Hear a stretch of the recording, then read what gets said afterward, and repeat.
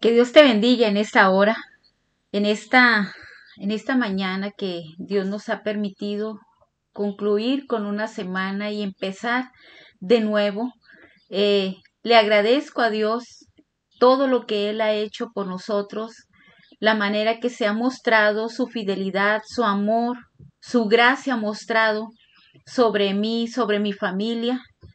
Y en esta hora quiero invitarte para que inclines tus rostros y de esa manera, hermanos, daremos inicio a la clase de esta mañana. Oremos. Padre, en esta hora quiero darte gracias por este día, agradecerte grandemente, Dios, por todo lo que tú has hecho en nosotros. Gracias por tu fidelidad, gracias por tu gran amor, gracias porque día a día te muestras en nosotros. Y en esta hora, Padre, quiero pedirte por tu palabra, quiero pedirte por mis hermanos, Señor, que estarán conectados para estudiar tu palabra. Te pido, Dios, que abras nuestro entendimiento, que podamos reflexionar y podamos tomar la decisión, Dios, de poder servirte, de poder hacer las cosas para tu gloria. Oramos en el nombre de Jesús. Amén.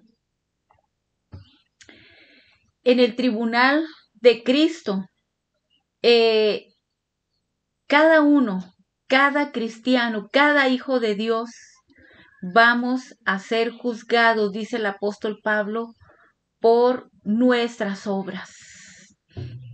Habrá un juicio también, que es el juicio del gran trono blanco, en donde todo pecador, toda persona que tomó la decisión de no creer en Cristo como su único Salvador, va a ser juzgados.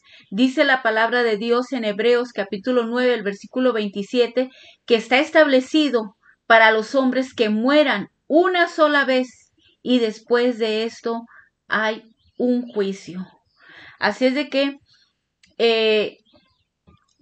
por ejemplo, de las personas que nunca escucharon el Evangelio, ¿qué de las personas, por ejemplo, como los que son budistas, los que son del shintoísmo, que hay otras religiones que no son cristianas? ¿Cómo es que ellos se van a enfrentar ante el juicio del gran trono blanco? ¿Qué de las personas que no tienen un libro, una Biblia como la que nosotros tenemos? ¿Cómo es que van a dar cuentas a Dios en ese tiempo? Dice la palabra de Dios en Romanos capítulo 2. Los versículos 12, dice, porque todos los que sin ley han pecado, sin ley también perecerán, y todos los que bajo la ley han pecado, por la ley serán juzgados, porque no son los oidores de la ley los justos ante Dios, sino los hacedores de la ley serán justificados, porque cuanto los gentiles que no tienen ley, hacen por naturaleza lo que es de la ley. Estos, aunque no tengan ley, son ley para sí mismos, mostrando la obra de la ley escrita en sus corazones, dando testimonio su conciencia y acusándoles o defendiéndoles sus razonamientos en el día en que Dios juzgará por Jesucristo los decretos de los hombres conforme a mi evangelio. Toda persona que no ha conocido la ley, dice su palabra, que Dios puso una conciencia.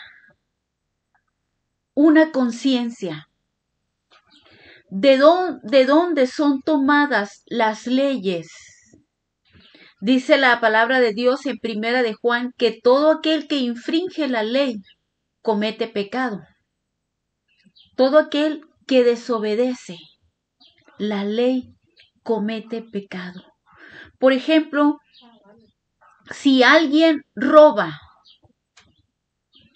se le da un castigo, se le da con cárcel. Si alguien mata, se paga también con cárcel. Todo lo que se haga que es infracción de la ley tiene sus consecuencias. ¿Y de dónde es tomada la ley, hermanos? Por supuesto, de su palabra. ¿Cómo lo saben? Dios. Nosotros podemos mirar por su palabra la ley de Dios. Pero, por ejemplo, los que tienen el Corán, los que tienen los Vedas, el Ramayán, no recuerdo el nombre de que se les da a los que son budistas, el libro que ellos tienen. Muy poco yo he investigado acerca de lo que son esos libros. Y hay algo que en esos libros no contiene, que nuestra Biblia contiene. Y sabe, hay una palabra, y es la palabra gracia. Esa palabra gracia que aparece en nuestra Biblia, esa palabra gracia que quiere decir un don o un regalo que no merecemos.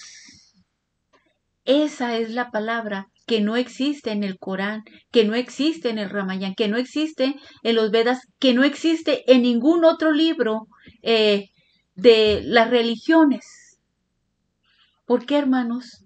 Porque Cristo ha muerto por nuestros pecados, ha dado su vida por rescatarnos a nosotros y por lo tanto, hermanos, dice, por ejemplo, dice el apóstol Pablo, dice el versículo 15, mostrando la obra de la ley escrita en sus corazones, dando testimonio su conciencia. Por ejemplo, hay tribus que no conocen la Biblia, que no conocen la palabra de Dios. Sin embargo, esas tribus, si alguien se roba algo, hay lugares en donde si alguien toma algo que no es de él, le cortan sus manos. ¿Cómo saben ellos que robar es pecado? Que robar es un mandamiento de Dios.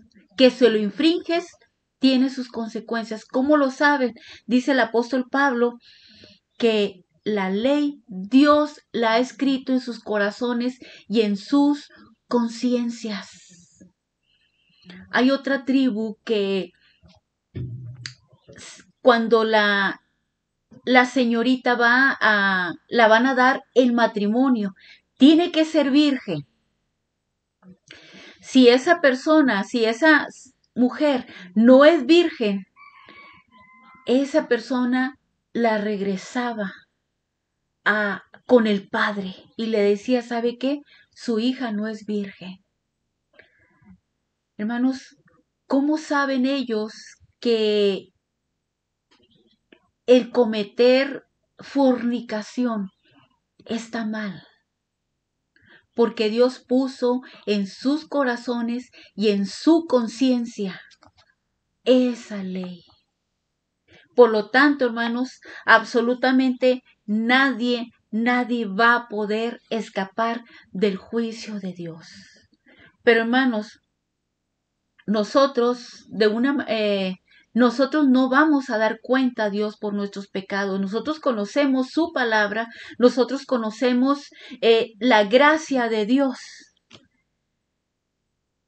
que Cristo murió por nuestros pecados, que resucitó al tercer día y que Dios está ahora a la diestra de Dios Padre, desde ahí intercede por nosotros. Y la palabra de Dios dice, de modo que si alguno está en Cristo, nueva criatura es. Ahora que estamos en Cristo, nosotros, por la gracia de Dios, hemos recibido la salvación, hemos obtenido la vida eterna, hemos sido perdonados, hemos sido justificados. Por lo tanto, no seremos juzgados por nuestros pecados, sino por nuestras obras, nos dice el apóstol Pablo en la carta a los Corintios, que un día vamos a comparecer ante el tribunal de Jesucristo. Así es de que, hermanos, mientras tanto, ¿qué nos dice su palabra? La Biblia nos dice de que debemos de perseverar. La Biblia nos dice de que debemos de ser pacientes. La palabra de Dios nos dice que debemos de guardar la fe hasta el día en que Cristo venga por su iglesia, por nosotros. Hay muchos cristianos, muchos misioneros, muchos pastores, muchos líderes que se han quedado a la mitad del camino. Han perdido su salvación. La palabra de Dios nos dice que no. Son salvos. Son salvos. Hay una persona, bueno, he conocido muchas personas que realmente se han alejado completamente de las cosas de Dios. Y hay una persona que en lo personal me dijo, ¿sabes qué? Quiero que ores por mí. Yo le respondí, ponte a cuentas con Dios. Reconcíliate con Él. Ora para que tú puedas tener acceso a Él. Esa persona, él sabe que vive en pecado. Él sabe que se ha alejado y que él dejó a su esposa, vive con una mujer, vive en adulterio, por supuesto. Y él lo sabe, pero realmente no se atreve a reconciliarse con Dios. Muchas personas, hermanos, en aquel día nos dice la palabra de Dios que serán avergonzados si no se reconcilian con Él. La palabra de Dios, hermanos, siempre nos advierte, nos dice que no contristemos al Espíritu Santo, que no lo apaguemos. ¿Recuerdan ustedes a Sansón? Sansón era un hombre fuerte. Y cuando nosotros, hermanos, nos imaginamos, bueno, yo en lo personal me imaginaba una persona, o me imagino una persona fuerte, fornido, musculoso. Pero realmente, hermanos, la fuerza de Sansón no consistía en sus músculos, porque la palabra de Dios nos dice que el Espíritu de Jehová estaba sobre él.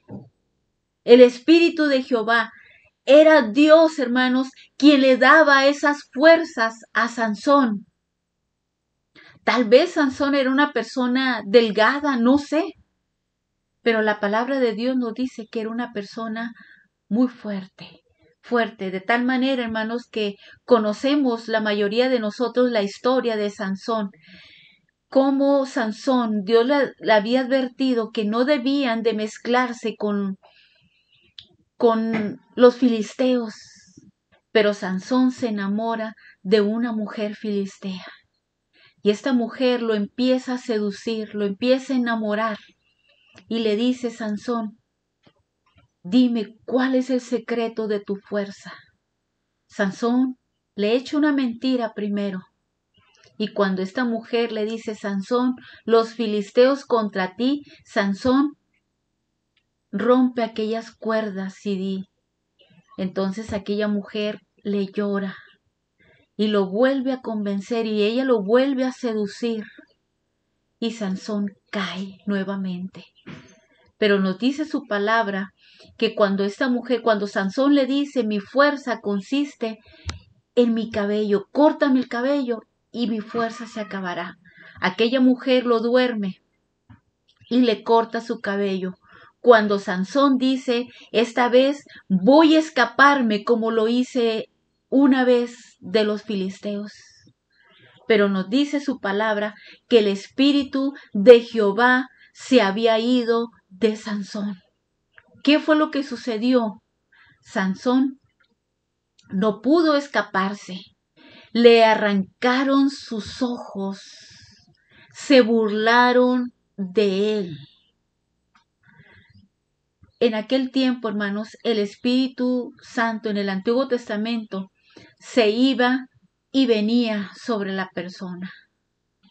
Por eso el salmista en el Salmo 51, David, cuando él reconoce su pecado, él le dice: no quites de mí tu Santo Espíritu, vuélveme el gozo de tu salvación. Cuando una persona cometía pecado en el Antiguo Testamento, el Espíritu Santo se iba. Y el apóstol Pablo nos dice en la carta a los Efesios, el capítulo 1, que cuando nosotros escuchamos el Evangelio, en el momento en que nosotros creímos en él, fuimos sellados con el Espíritu Santo. Pero también el apóstol Pablo en la carta de Efesios capítulo 4, el versículo 30 nos dice: no contristéis al Espíritu Santo. Y también en Primera Tesalonicenses capítulo 5, el versículo 19 dice: no apaguéis al Espíritu. Por eso, hermanos, muchos cristianos, muchos hijos de Dios carecen de sabiduría, carecen de conocimiento. En muchas ocasiones no sabemos cómo actuar ante un problema, no sabemos qué hacer cuando tenemos problemas en nuestro matrimonio, cuando tenemos problemas con nuestros hijos, cuando no tenemos sabiduría para poder aconsejarles. ¿Por qué, hermanos? Porque tenemos contristado al Espíritu Santo, porque lo tenemos apagado. Por eso se pierde, hermanos, el deseo de orar, por eso se pierde el deseo de congregarnos, por eso se pierde, hermanos, el deseo de hacer las cosas, hermanos, para la gloria de Dios. Vamos conformándonos con vivir un cristianismo, como dicen, light. Ya soy salvo, eso es más que suficiente.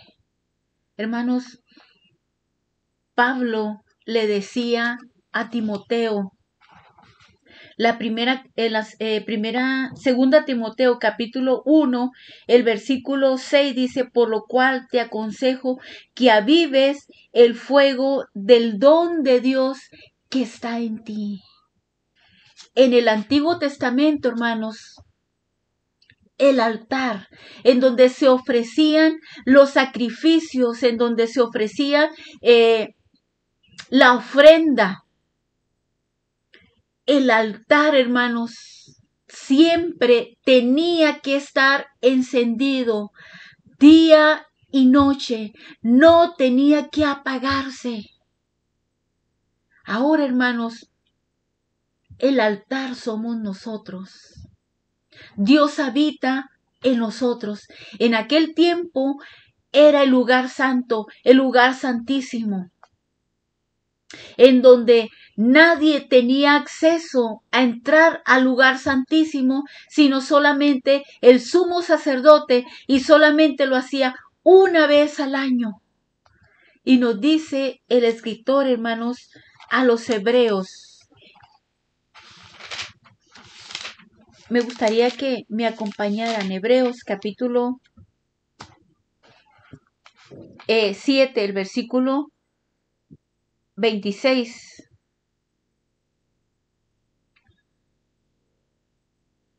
Dice: porque tal sumo sacerdote nos convenía, santo, inocente, sin mancha, apartado de los pecadores y hecho más sublime que los cielos, que no teniendo necesidad cada día, como aquellos sumos sacerdotes, de ofrecer primeros sacrificios por sus propios pecados y luego por los del pueblo, porque todo esto lo hizo una vez para siempre, ofreciéndose a sí mismo. El sacerdote, el sumo sacerdote, primero tenía que ofrendar, sacrificar de un animal para perdonar sus pecados. después por los pecados del pueblo. Pero Cristo, con un solo sacrificio, con una sola ofrenda, dice,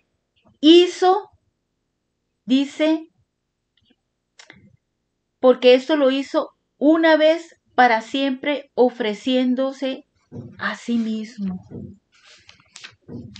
Y el capítulo 10.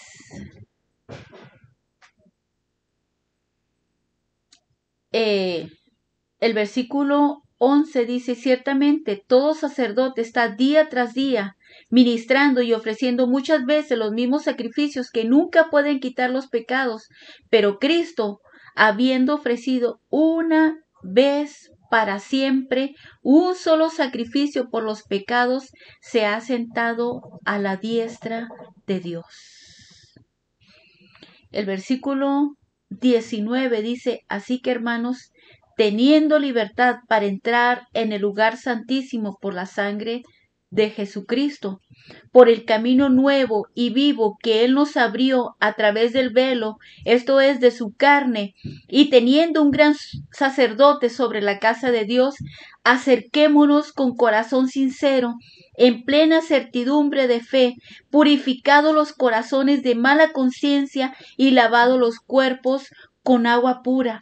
Mantengámonos firmes sin fluctuar la profesión de nuestra esperanza, porque fiel es el que prometió. Hermanos, el altar hoy somos nosotros y podemos tener acceso directo a Dios. Dice el escritor a los Hebreos, acerquémonos con corazón sincero, en plena certidumbre de fe, purificados los corazones de mala conciencia y lavados los cuerpos con agua pura. Y luego dice, mantengámonos firme. Hermanos, porque dice, fiel es el que prometió. Dios, hermanos, cumple su promesa. Dios un día le va a recompensar. Dios un día, hermanos, lo va a llamar a cuentas. Hermanos, pero el día que Dios le llame, que no ponga un pero. Como cuando cuando le dice a la iglesia de Éfeso, en el capítulo 2 de Apocalipsis, dice, el versículo 2 dice, yo conozco tus obras y tu arduo trabajo y paciencia, y que no puedes soportar a los malos, y has probado a los que dicen ser apóstoles y no lo son, y los has hallado mentirosos, y has sufrido, y has tenido paciencia, y has trabajado arduamente por amor de mi nombre, y no has desmayado. ¿Qué diríamos, hermanos? ¿Qué le diríamos a Cristo? ¿Qué le diríamos a Dios? Si Dios le dijera a usted, si Dios me dijera a mí todo esto, quizá nosotros diríamos, pues, gracias porque reconoces mi trabajo. Gracias porque has visto lo que yo he hecho. Pero hay un pero. Dice el versículo 4, dice, pero tengo contra ti que has dejado tu primer amor. Hermanos, que cuando nos presentemos en el juicio, en el tribunal de Cristo, que no hay un pero. Hermanos, que mantengamos avivado el fuego siempre en nuestro altar. Que no nos dejemos llevar, hermanos, por un cristianismo en donde vivamos la vida cristiana en la carne, sino siendo guiados por el Espíritu. Recuerda, hermanos, que los frutos de nuestra vida no son nuestros, sino son del Espíritu Santo. Dice Gálatas capítulo 5, versículo 22, que el fruto del Espíritu es, y ahí hay frutos, hermanos: amor, gozo, paz, paciencia, benignidad, bondad, fe, mansedumbre. Porque la fe, hermanos, es un fruto. Hermanos, mantengamos avivados siempre el fuego en nuestras vidas. No lo contristemos, no lo apaguemos. Y recuerda, hermanos, va a haber recompensa. Dice el apóstol Pablo en Gálatas capítulo 6,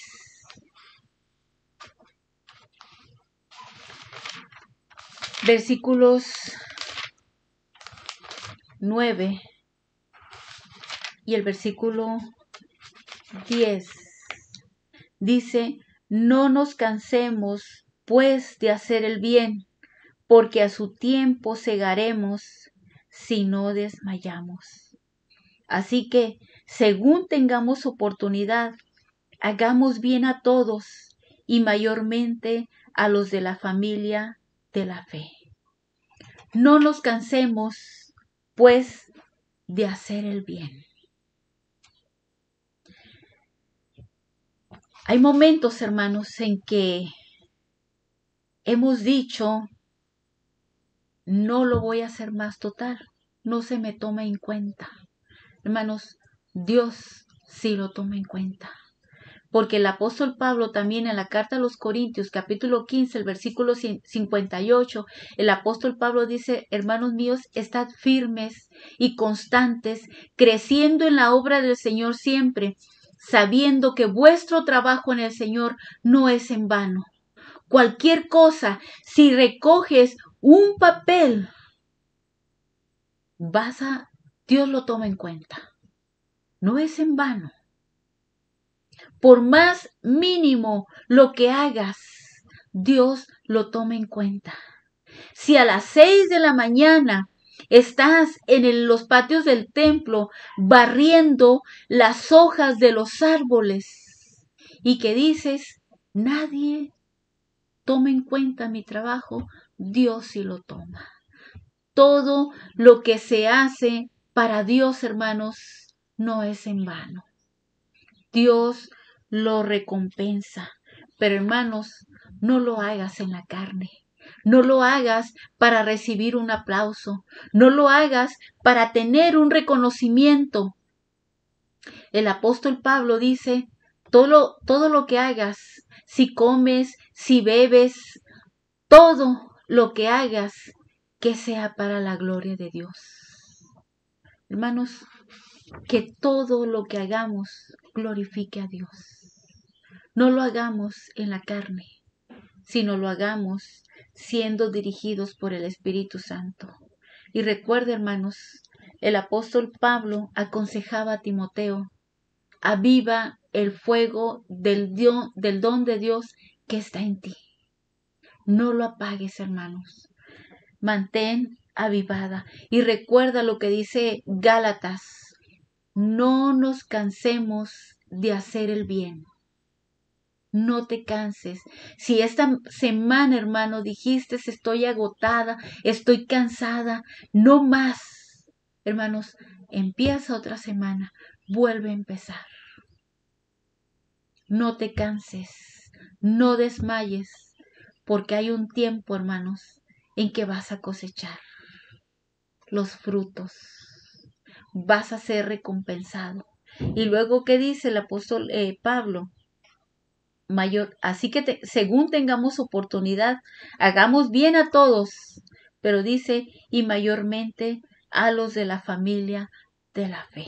Cualquier cosa, hermano, si tú ayudaste a una persona necesitada, que de veras estaba necesitada, y tú te esforzaste, si tú dices: no tengo, pero lo que tengo lo voy a dar.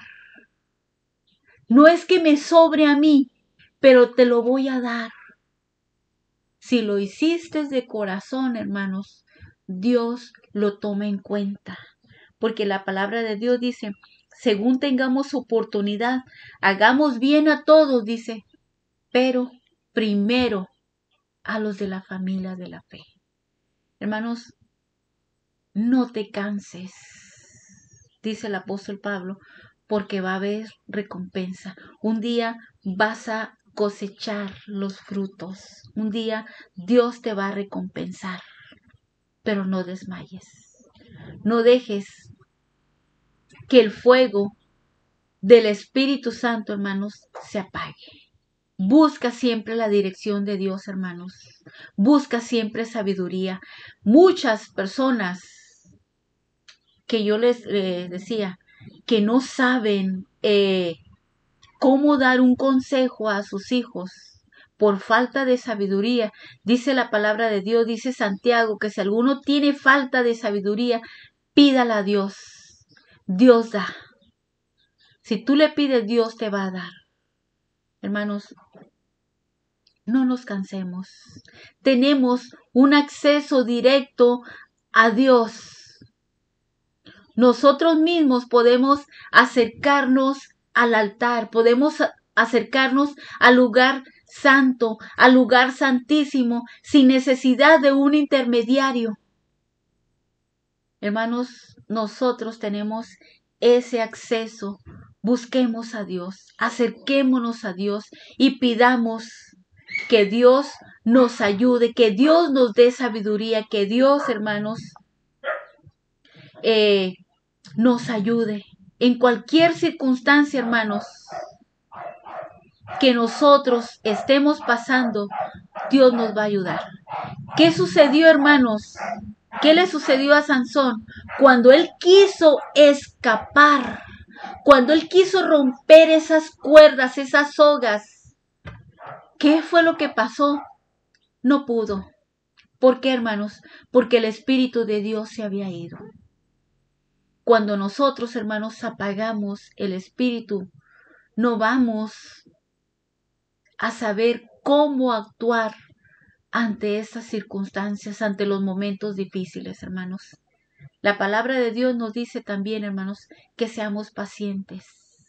Esperemos, hermanos, porque hay recompensa. Nos dice el escritor a los Hebreos. Así de que, hermanos, aviva el fuego que está en tu altar. No dejes que se apague. No vivas, hermanos, conforme a los deseos de la carne.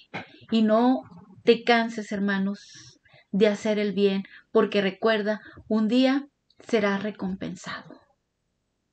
Quiero invitarte, hermanos, para que ores a Dios y le des gracias, porque Él ha puesto su palabra, porque Él ha puesto su espíritu. Y no lo apagues, hermanos. No dejes que se apague. Oremos. Nuestro Dios, en esta hora, quiero darte gracias por tu palabra. Quiero darte gracias también porque tenemos tu espíritu, que es el que nos redarguye, nos ayuda, Señor, a comprender.